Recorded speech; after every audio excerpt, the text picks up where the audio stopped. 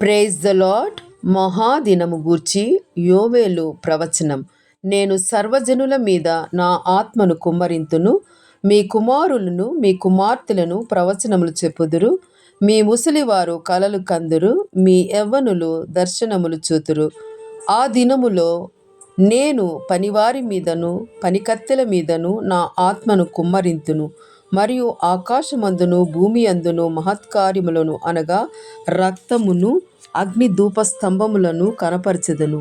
యెహోవా యొక్క భయంకరమైన ఆ మహాదినము రాకముందు సూర్యుడు తేజోహీనుడగును, చంద్రుడు రక్తవర్ణమగును.